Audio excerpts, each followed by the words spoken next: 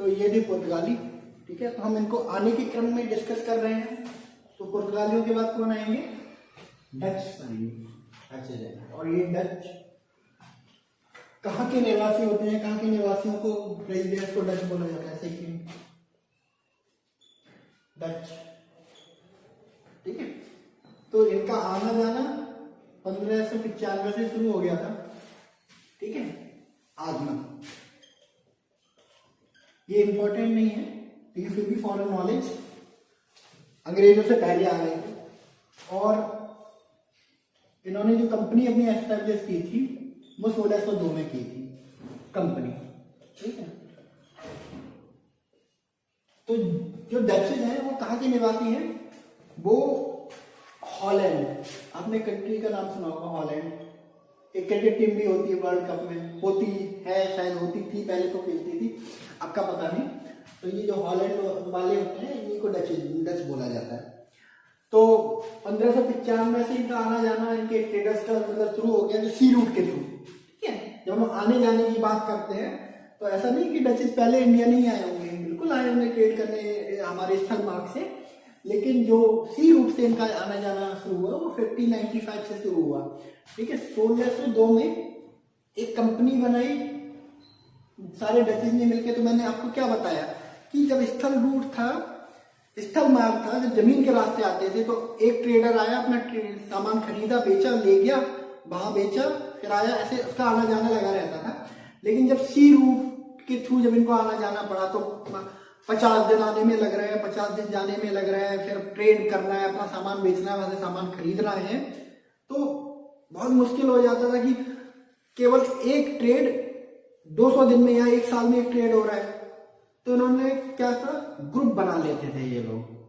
ठीक है, कि ग्रुप बना लेते हैं, 10 ट्रेडर्स मिल गए, उन्होंने कहा कि चलो अब इंडिया चलते हैं, वहां पे एक गोडाउन खरीद लेंगे, वहां से सामान, जो अपना सामान यूरोप से लेके जाएंगे वो गोडाउन में रख देंगे। ठीक है, वहां से जाएगा, बेचते रहेंगे, और उसके बाद इंडिया से जो खरीदेंगे वो भी हम अपने गोडाउन में डंप करेंगे। ठीक है, और वो जब भी हमें जरूरत होगी ट्रेड के लिए, हमें मार्केट में फ्लो करना होगा यूरोप के, तो वहां से गोडाउन से निकाल के ऐसे बेच देंगे उसको। तो ग्रुप में आते थे ये लोग। तो 1610 में कंपनी बनी, इसी को कंपनी बोलते हैं कि जब ग्रुप बन जाता है तो कंपनी बन जाती है। ठीक है, 1602 में ये कंपनी एस्टेब्लिश हुई। ठीक है, जो हॉलैंड के जो किंग थे उन्होंने इनको 21 वर्षों का चार्टर दिया। बिल्कुल सारी चीजें पहले भी ऑफिशियल होती थी कि भाई अभी भी जैसे कोई कंपनी होती है तो अब क्या है कि एक ओपन मार्केट है। ठीक है, लेकिन अगर कोई कंपनी इंडिया में आ रही है ट्रेड करने या कोई मैन्युफैक्चरिंग यूनिट इंस्टॉल करने, तो उसको ऑफकोर्स आज भी इंडियन गवर्नमेंट से जरूरत जो है परमिशन की जरूरत होती है। ठीक है, तो ऐसा पहले भी होता था। तो तब उस समय क्या था कि वहां का राजा, क्योंकि जो राजा होता था वही टैक्स उनसे वसूलता था, तो राजा को नॉलेज होनी चाहिए थी कि भाई ये जो ट्रेड हो रहा है, कितना ट्रेड हो रहा है और कहाँ से ट्रेड हो रहा है। ठीक है, मेरा टैक्स कितना होगा, तो राजा से परमिशन लेने की जरूरत नहीं होती थी। वहां के हॉलैंड के राजा ने कहा कि ठीक है चलो 21 वर्षों के लिए हम तुम्हें ट्रेड करने की परमिशन देते हैं। हाँ, तो 21 वर्षों के लिए ट्रेड करने के लिए इनको परमिशन मिला। अब ये कंपनी जो बनी थी ना वो 17 डायरेक्टर से मिलकर बनी थी, या 17 ट्रेडर्स भी बोल सकते हैं। मैंने बोला ना आपको कि पहले सिंगल ट्रेडर ट्रेड करने आता था, अब ग्रुप ऑफ ट्रेडर ट्रेड करने आ रहा है ना। तो 17 ट्रेडर से मिलकर बनी थी। 17 ट्रेडर एक जगह इकट्ठे हुए, उन्होंने कहा चलो गोडाउन बनाते हैं इंडिया में चल के, है, और अपना सामान वहां बेचेंगे और वहां का सामान यहाँ बेचेंगे, और गोडाउन बना देते हैं, हम यहाँ से अपना सामान ले जाके वहां के गोडाउन में रख देंगे और वहां का सामान अपने गोडाउन में रख लेंगे, जब जरूरत होगी निकाल के हम अपने मार्केट में, यूरोपीय मार्केट में ले आएंगे।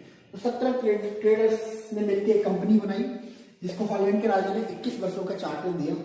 ठीक है, इसी कारण जो डच ईस्ट इंडिया कंपनी थी ना, इन डायरेक्टर्स की वजह से, 17 डायरेक्टर की वजह से इसको बोला जाता था जेंटलमैन 17। तो 17 ट्रेडर्स ने मिलकर अपनी ट्रेडिंग कंपनी बनाई थी। ठीक है, तो 1602 में आ गए और यहाँ पे आके इन्होंने ट्रेड करना शुरू कर दिया, और अपनी जो फैक्ट्री थी वो बनाई मछलीपट्टनम में। ठीक है, मछलीपट्टनम भी कहते हैं, तो मछलीपट्टनम भी कहते हैं। ठीक है, मछलीपट्टनम में अपनी इन्होंने पहली फैक्ट्री बनाई। ठीक है, पर उसके बाद क्या हुआ कि जो कॉटन पहले इंडिया का पूरे वर्ल्ड में फेमस था, रूट कटने के बाद वो कॉटन पहनना लोग भूल गए। तो इनको क्रेडिट दिया जाता है कि जो इंडियन कॉटन को लोग भूल गए थे ना, इसको उन्होंने फिर यूरोप के मार्केट में बेचना शुरू करा और फिर से फेमस कर दिया।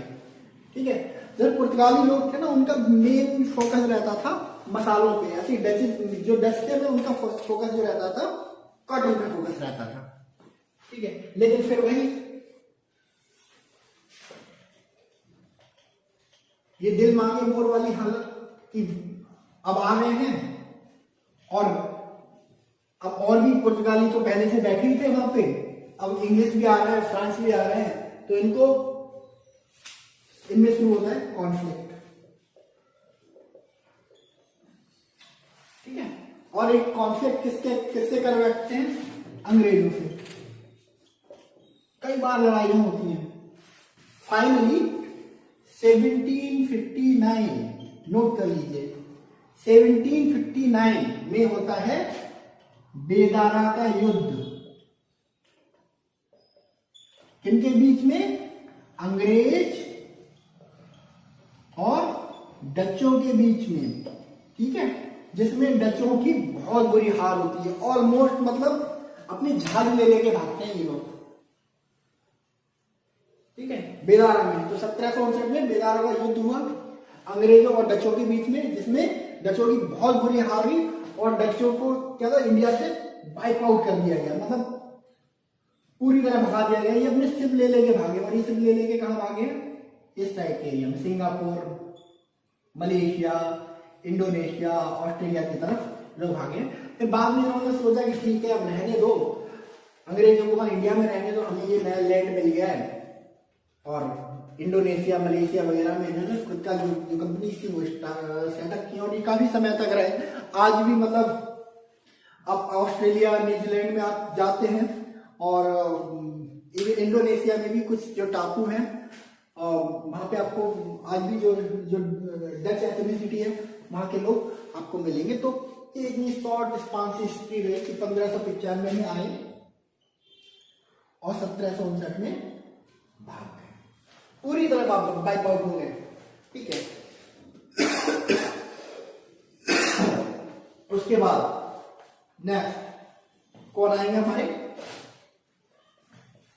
तीसरा पर्सन कौन थे आने वाले?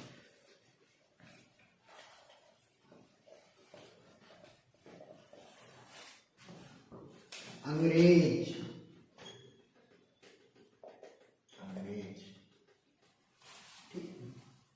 अंग्रेज जिससे मतलब जिन्होंने ऑलमोस्ट हमें गुलाम बना लिया 1947 में, हमें जिससे आजादी मिली। ठीक है, 1600 में ये आए। 1600 में क्या बनी? East India company. ठीक है, ये कितने ट्रेडर से मिलकर बनी थी? 14 ट्रेडर से मिलकर बनी थी। लेकिन इतना डीप नहीं पूछेगा आपसे कभी भी। वो जेंटलमैन 17 क्या है कि वो एसएससी के एग्जाम में पूछ चुका है, तो इसलिए वो आपको पढ़ा दिया, लेकिन इसके बोर्ड ऑफ डायरेक्टर याद रखने की जरूरत नहीं है। ईस्ट इंडिया कंपनी 1600 में बनाई गई, और कितने वर्षों के लिए परमिशन मिली इसे? 15 वर्षों के लिए। 15 वर्षों के लिए ट्रेड करने की परमिशन इनको मिली। ठीक, किसने दी? महारानी एलिजाबेथ।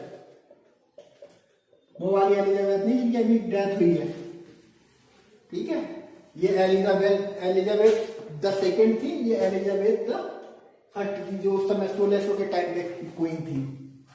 ठीक है, तो महारानी एलिजाबेथ ने इनको 15 वर्षों के लिए जो क्या था चार्टर दिया कि आप जाइए और वहां पे ट्रेड कीजिए, जिसको बाद में जो जेम्स प्रथम राजा बने जब ब्रिटेन के, तो उन्होंने इसको बढ़ा के क्या कर दिया? आजीवन के लिए अनिश्चित काल कर दिया। ठीक है, जेम्स प्रथम जब राजा बने तो उन्होंने इन्हें तो परमिशन दे दी, लेकिन अंग्रेज चाहते थे कुछ कॉन्क्रीट, जो ईस्ट इंडिया कंपनी वाले, जो ईस्ट इंडिया कंपनी के डायरेक्टर थे, कॉन्क्रीट की, चलो आपने तो हमें परमिशन दे दी, कहीं इंडिया से हमें भगा दिया तो ये इन्होंने अपने राजा से, अपने किंग से एक लेटर लिखवाया। इंग्लैंड के जो महाराजा थे जेम्स प्रथम, उनसे एक लेटर लिखवा के ये लोग ले गए और 1608 में हॉकिंस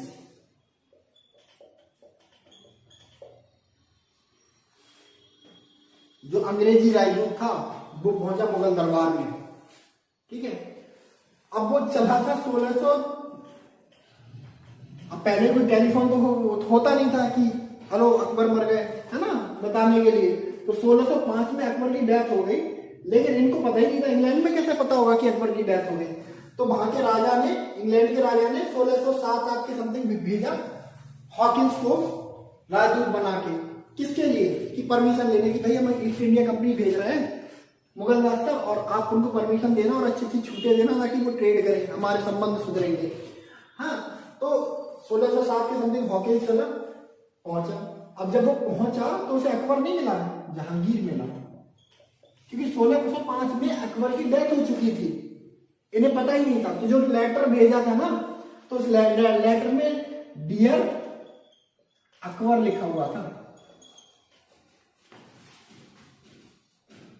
ठीक है, इसके बावजूद भी जहांगीर ने मतलब बहुत इनको ऑनर किया, हॉकिंस को इंग्लिश खान बोला। इन्होंने भी जहांगीर को इम्प्रेस करने के लिए तुर्की भाषा में इनसे बात करने की कोशिश की। ठीक है, जहांगीर ने फिर फाइनली इनको, हॉकिंस को ट्रेड करने की इंडिया में परमिशन मिली। ठीक है, लेकिन क्या थी कि ट्रेड करने की परमिशन तो मिली, लेकिन खुश नहीं थे अंग्रेज। वही देना कि अंग्रेज उस समय पे नेवी बना ली थी उन्होंने, बहुत ताकतवर, तो सुपर पावर बनने, ऑलमोस्ट वो सुपर पावर थे। मतलब पहले ऐसी कोई हियरार्की नहीं थी जैसे हम अभी बोलते हैं कि अमेरिका सुपर पावर है, कि we know the power of America. ठीक है, कि दुनिया का सबसे धनी देश, वेल्थिएस्ट कंट्री, दुनिया की सबसे ताकतवर आर्मी, सबसे ताकतवर नौसेना। तो आज हमारे पास एक कंपैरिजन है, आज एक पोर्टफोलियो है बताने के लिए कि हाँ US is the super power. ऐसे ही Britain was the super power at that time, लेकिन हमारे पास कोई क्राइटेरिया नहीं थे उस समय बताने के लिए, तो लोग जानते भी नहीं थे कौन सुपर पावर, कैसा सुपर पावर। तो लेकिन तो फाइनली ये पहुंचे और ट्रेड की परमिशन लेके वहां से चले आए, लेकिन बहुत देर तक सेटिस्फाई नहीं रह सके। इस ट्रेड की परमिशन के बाद इन्होंने 1612 में अंग्रेजों ने सूरत में, गुजरात के सूरत में अपनी पहली फैक्ट्री खोल दी। तो ट्रेड करने की परमिशन मिल गई, ट्रेड करने भी लगे, लेकिन ये छूटों से खुश नहीं थे। फाइनली 1615 में एक और अंग्रेजी राजदूत सर टॉमस रो जहांगीर से मिलने आया। ठीक है, और ये जहांगीर से कहां मिला? अभी पहुंचा दिल्ली। दिल्ली में जहांगीर नहीं मिला इसको, उस समय जहांगीर गया हुआ था अजमेर, अजमेर के किले में। स्टेट पीसीएस में ये भी क्वेश्चन पूछ लिया कि जो सर टॉमस रो था, जो 1615 में भारत आया था, वो जहांगीर से कहां मिला था?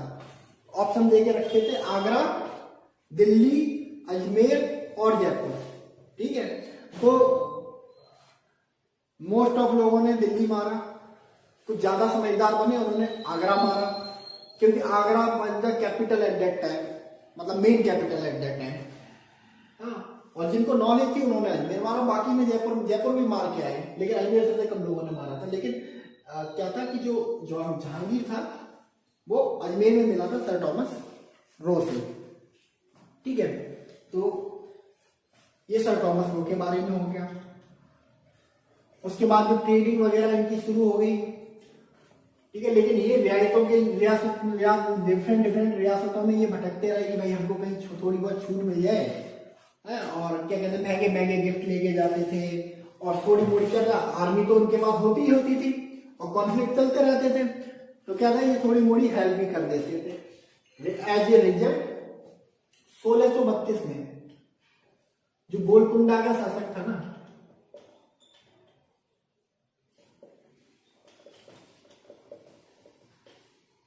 गोलकुंडा के साथ बिल्कुल सारा कुछ इनको टैक्स एवेजन दे दिया भाई, कि टैक्स मत दो, ट्रेड करो। खूब खूब जी भर के जितना मन करे ट्रेड करो।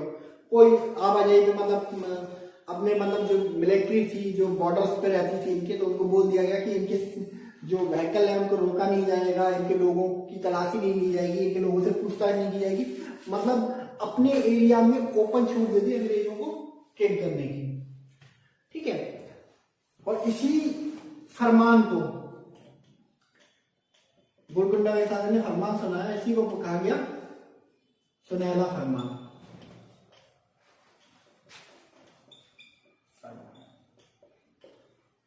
तो ये भी पूछा जा चुका है कि जो सुनहला फरमान, इसको हिंदी में इंग्लिश में गोल्डन चार्टर भी बोलते हैं।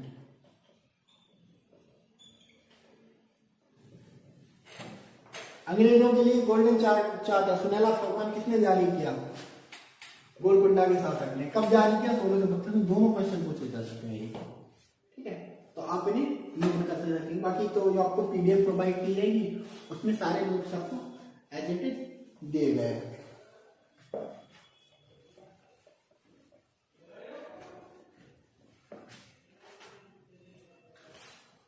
हमें पता ही है, जब हम मुगल जो डाउनफॉल ऑफ मुगल्स पढ़ रहे थे तो 1719 में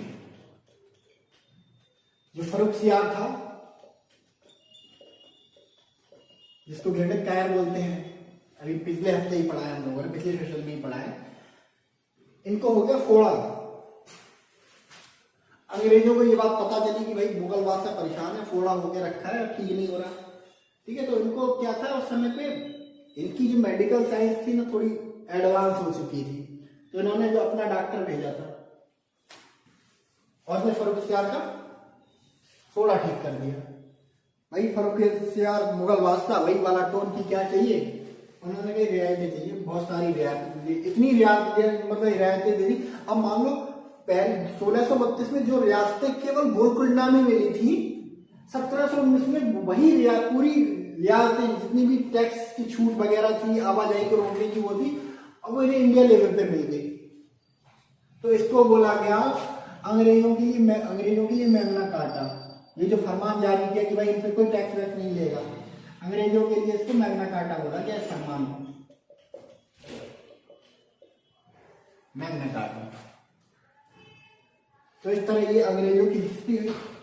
आगे अभी अंग्रेजों की हिस्ट्री तो खैर अब चिपक जाएगी हमारे पूरे हिस्ट्री के साथ में, अंग्रेजों की जो भी है आगे उनको डिस्कस करेंगे। अभी हम आगमन डिस्कस कर रहे हैं, तो आगमन में हम बहुत ज्यादा इन डेप्थ में डिस्कस नहीं करेंगे चीजों को। अब अंग्रेजों के बाद, इसके बाद अंग्रेजों के बाद कौन आएंगे? डेनिस। कब आएंगे? 1616 में। 1616 में ही आएंगे, 1616 में कंपनी बना लेंगे ये, ठीक है। और कंपनी इन्होंने कहां बनाई थी? सेरामपुर, ठीक है, बंगाल साइड में है कहीं से, ठीक है। तो केवल इनके बारे में केवल इतनी चीजें याद रखनी है। पहली बात तो यही याद रखना है कि डेनिस भी यहाँ पे इंडिया में आए थे, ठीक है। कब आए थे? 1616 में आए थे। कहाँ पे इन्होंने अपनी पहली फैक्ट्री लगाई? सेरामपुर में। तो डेनिस के बारे में बस आपको 3 लाइनें पढ़ने की जरूरत है कि डेनिस आए थे इंडिया में, कब आए थे? 1616 में आए थे, ठीक है। कहाँ पे अपनी पहली फैक्ट्री लगाई इन्होंने? सेरामपुर में लगाई थी, ठीक है। बाद में क्या था, ये डेनिस लोग, इन्होंने देखा कि 1616 में आए, जल्दी इन्हें रियलाइज हो गया कि ये अरे डेनिस लोग बहुत शांति प्रिय लोग थे, ठीक है, डेनमार्क के रहने वाले, ट्रेड से मतलब था। लेकिन उन्हें पता चल गया कि यहाँ पे अंग्रेज पहले से बैठे हैं, ठीक है, डचीज पहले से बैठे हुए हैं, और अंग्रेज और डचीज एक दूसरे का खून पीने को उतारू है। तो इन्होंने कहा कि चुपचाप बेच के निकल लो। इन्होंने क्या करा? बोली लगा दी अपनी फैक्ट्रियों की, ठीक है। अब बोली लगा दी, अब बोली जो सबसे महंगा खरीदेगा उसको बेचेंगे। तो अंग्रेजों के पास उस समय ज्यादा पैसा था, अंग्रेज ने सारी फैक्ट्रियां खरीद ली, चुपचाप अपना पैसा लेके भाग गए, ठीक है। तो इतनी सी हिस्ट्री है कि इन्होंने विचारों में कोई कंफ्लिक्ट नहीं किया, आए और चले गए थोड़े दिन बाद। अब वो यूरोपीय शक्ति आने वाली है इंडिया में जिसने अंग्रेजों को ऑलमोस्ट डरा ही दिया था कि, और अगर थोड़ा सा भी इतिहास में की करवट इधर से उधर हुई होती तो शायद आज अंग्रेज नहीं, आज हम उन्हें पढ़ रहे होते, उनको गालियां दे रहे होते हैं, उनके बारे में भला बुरा बोल रहे होते हैं। जी हाँ, फ्रांसीसी। कहाँ के? नाम से ही लग रहा है कि ये फ्रांस के होंगे। ये लोग आए, कब आएंगे? बहुत लेट आएंगे, 1664 के समथिंग आए। तो फ्रांस में हम जानते हैं कि उस समय, अभी जैसे नॉर्थ कोरिया में किम जोंग उन है, वैसे ही फ्रांस में भी एक शासक था, लुई 14, मतलब महापागल, महाडम और महामूर्ख। ठीक है, कि कुछ भी बोल दे रहा है, किसी को भी एग्जीक्यूट करवा दे रहा है, मतलब इंसेन रूलर। तो लुई 14 रूलर उस समय था, 1614 में। उसका मंत्री था कोलबर्ट। ठीक है भाई, जैसा आजकल होता है कम्युनिस्ट देशों में, आप जाके देख लो, जैसे नॉर्थ कोरिया में आप जाओगे, चाइना में आप जाओगे, तो एक ही पार्टी के लोग और उनके रिश्तेदार ही सारे जो इंडस्ट्रीज हैं, सारी पॉलिटिकल पोजीशन है, उन पर कब्जा करके बैठे रहते हैं। तो ऐसे सेम यहाँ पे, तो इनका जो मंत्री था कोलवर्ट था, उसने बनाई फ्रांसीसी ईस्ट इंडिया कंपनी।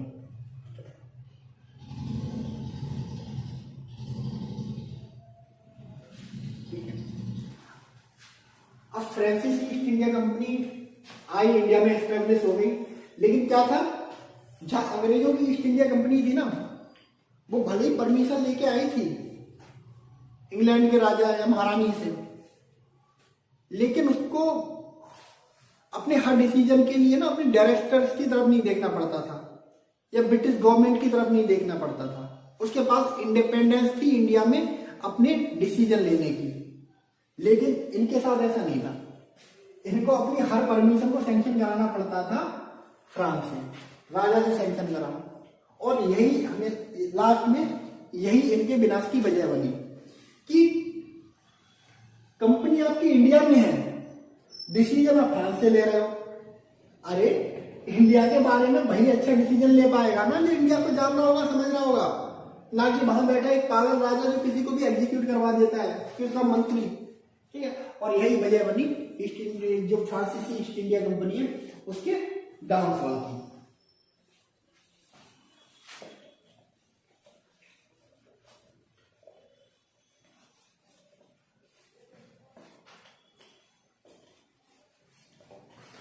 इन्होंने भी जो अपनी, पूछा जाता है यार कभी कभी तो हम पढ़ लेते हैं कि इन्होंने भी अपनी जो पहली फैक्ट्री थी ना सूरत में ही खोली थी। और इसको याद करने के लिए भूल जाते हैं चीजों को, कि भाई पुर्तगाली कहाँ आए थे और क्या कहते हैं डचेज कहाँ आए थे, अंग्रेज कहाँ आए थे। तो पुर्तगालियों की कहाँ हो गई कोची, डचों की कहाँ हो गई मछलीपट्टनम, अंग्रेजों की कहाँ हो गई सूरत, और फ्रांसीसियों की हो गई सूरत। अंग्रेजों फ्रांसीसियों की क्या थी, दोनों की सूरत थी। अब इसको याद रखने के हम क्या करते हैं कि इनके बीच में बड़ा कंफ्लिक्ट चलता था अंग्रेजों के और फ्रांसीसियों के बीच में, मतलब गला काट लड़ाई। हिस्ट्री में किसी भी दो कंट्री, किन्हीं भी दो कंट्रियों की भी लड़ाई नहीं होगी जिनकी जितनी इनकी हुई है। हर पल लड़ाई, हर साल लड़ाई। एक टाइम पे जो 16th और 17th सेंचुरी थी ना, अगर यूरोप की कलेक्टिव हिस्ट्री लिखी जाएगी ना, तो आधी हिस्ट्री तो इन दोनों की वॉर से पूरी भरी हुई है। कि जहां इस ऊपर मान लड़ लो, बंबई के ऊपर लड़ रहे हैं, इंडिया के ऊपर लड़ रहे हैं, तो ये इनकी राइवलरी चलती थी इस चीज को लेकर। तो सूरत में बना ली इन्होंने। अब आ गए, बहुत चैन से रह रहे थे थोड़े दिन तक। फिर बाद में यहाँ पे एक इन्होंने अपना गवर्नर भेजा जिसका नाम था डुप्ले। ठीक है, डुप्ले को भेजा इन्होंने। अब डुप्ले क्या था कि अब आप बोल सकते हो कि एक बहुत ज्यादा लॉयलिस्ट था वहां की जो मोनार्की थी। ठीक है, तो उसको भेजा ही गया था कि जाओ एक्सपेंशन करो, और उसको भी मतलब मिलिट्री जनरल था। ठीक है, तो उसको भी और कोई काम आता नहीं था लड़ने वड़ने के। तो उसने क्या करा, इंडिया के जो इंटरनल मैटर्स हैं उनमें हस्तक्षेप करना शुरू कर दिया, इंटरफेरेंस करना शुरू कर दिया। और कहां से शुरू करा, उस समय तुम्हारी कर्नाटक और हैदराबाद के बीच में ना उत्तराधिकारी की लड़ाई चल रही थी। फ्रांसीसियों ने क्या किया, डुप्ले ने क्या किया, एक साइड को सपोर्ट करना शुरू कर दिया। जब ये बात अंग्रेजों को पता चली तो अंग्रेज भी दूसरी साइड से कूद गए। ठीक है, रिमेंबर ये तो यहां ऐसे नहीं कूद गए कि फ्रांसीसी अब वहां कूद रहा है हम भी कूदेंगे। ऑलरेडी अंग्रेजों, ब्रिटेन और फ्रांस के बीच में, फ्रांस में उधर लड़ाई चल रही है यूरोप में। ठीक है, अब इनको बस लड़ने का बहाना ढूंढना था, तो इन्होंने चूज कर लिया कर्नाटक और हैदराबाद को। एज ए रिजल्ट क्या हुआ, 3 कर्नाटक वॉर हुए। एग्जाम में आपसे पूछा जाए कि कितने कर्नाटक वॉर हुए, वॉर मतलब युद्ध, 3 कर्नाटक वॉर हुए। ठीक है, और किस चीज को लेके हुए थे, कि कर्नाटक और हैदराबाद के उत्तराधिकार को लेके ये युद्ध हुए थे।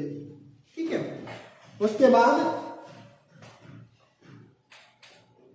पहला कर्नाटक युद्ध, नोट करते चलना है डेट को, बहुत बहुत पूछा जाता है, फेवरेट क्वेश्चन से ये एसएससी वगैरह का। अगर अर्ली मॉडर्न इंडिया से पूछेंगे तो यहां से पूछा जाता है, क्योंकि और इनमें कंफ्यूजन बहुत ज्यादा होता है। 1746 पहला कर्नाटक युद्ध, जिसको बोला जाता है सेंट टोमे का युद्ध, फर्स्ट कर्नाटक वॉर। ठीक है, क्या रिजल्ट निकला, ड्रॉ हो गया मामला और समझौता हो गया। ठीक है, मां उधर समझौता हो गया, ब्रिटेन में समझौता हो गया, तो इनके बीच में समझौता हो गया। दूसरा 17 फिर लड़ बैठे हैं 1748 में। एक्चुअली ये बोला जाता है कि जिस सेंट टोमे का युद्ध था ना 1746 वाला, ये इसका एक्सपेंशन था, इसको बोला जाता है आम्बेर का युद्ध। अब इनको 2 अलग अलग युद्ध की संज्ञा इसलिए दे दी गई कि एक तो ये अलग अलग जगह पे हुए थे, दूसरा इस युद्ध के बाद ना थोड़ा ब्रेक आ गया था, लड़ाई ऑलमोस्ट शांत हो गई थी। लेकिन कुछ लोग कहते हैं नहीं, थोड़ी देर में शांत भले हो गई थी, लेकिन लड़ाई हुई थी 1746 वाली। ठीक है, इसका भी क्या हुआ कि यहाँ पे अगर सीज फायर हुआ था, फिर यहाँ पे क्या हो गया, इनके बीच में समझौता हो गया, एग्रीमेंट हो गया। ठीक है, शांत रहे थोड़े से, और ये लड़ाई काफी दिनों तक चली है, 1748 से 1744 तक चली है। ठीक है, फाइनली फिर जो लड़ाई इनके बीच में वहां यूरोप में शुरू हुई, यहां भी शुरू हुई, और यहाँ पे फाइनल बैटल हुआ है अंग्रेजों और फ्रांसीसियों के बीच में, जहां अंग्रेजों ने फ्रांसीसियों को ऑलमोस्ट इंडिया से वाइप आउट कर दिया, जिसको थर्ड कर्नाटक वॉर भी बोला जाता है। ठीक है, 1760 वंडीवास का युद्ध।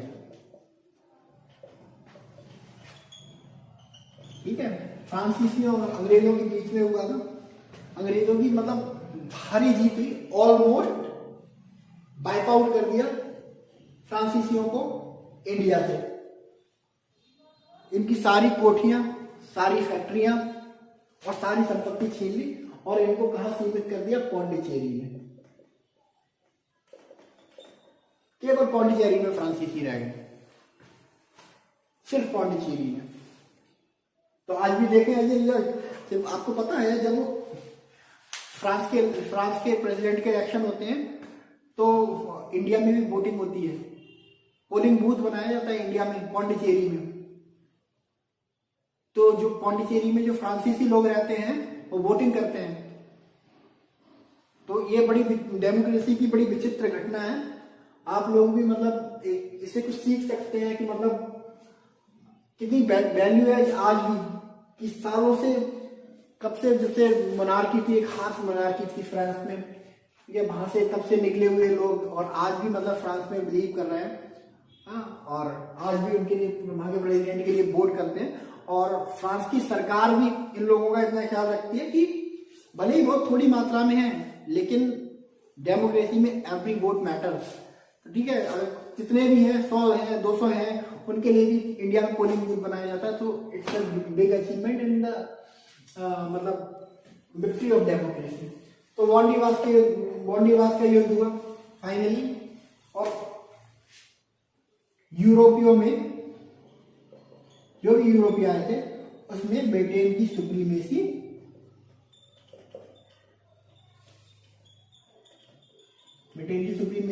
एस्टेब्लिश हो गई। यानी कि अब जितने भी ट्रेडर्स आए थे यूरोप से, ब्रिटेन को टक्कर देने वाला कोई नहीं बचा, सिर्फ ब्रिटेन था, सिर्फ अंग्रेज थे। ठीक है, तो ये हमारे आगमन को लेके है।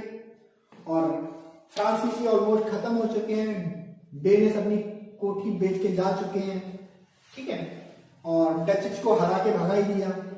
ठीक है, पुर्तगाली शांति से गोवा में पड़े हुए हैं अभी। ठीक है, पुर्तगाली लोग शांति से, इन्होंने अंग्रेजों से ज्यादा भिड़ने की कोशिश की भी नहीं, क्योंकि ये जानते थे उनकी शायद पावर्स को जानते थे। ठीक है, और सबसे लास्ट में आएंगे 1732 में स्वीडिश। ये भी अपनी स्वीडिश इंडिया कंपनी लेके आए, लेकिन ये लोग क्या था कि आए थे ट्रेड करने और यहाँ धर्म प्रचार करने लगे लोगों को, मतलब जो हिंदू थे मुस्लिम थे उनको ईसाइयों में कन्वर्ट करने लगे।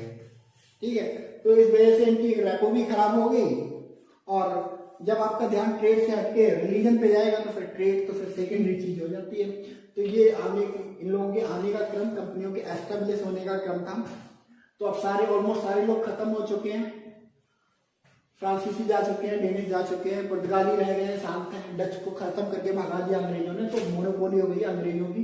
तो अब जो हिस्ट्री है मॉडर्न इंडिया की, ठीक है, वो अंग्रेजों के इर्द गिर्द घूमने वाली है। तो आज के सेशन में इतना ही, अगले सेशन में हम लोग मिलेंगे एक नए टॉपिक के साथ मॉडर्न इंडिया के, और डिस्कस करेंगे उसको। तो थैंक यू वेरी मच।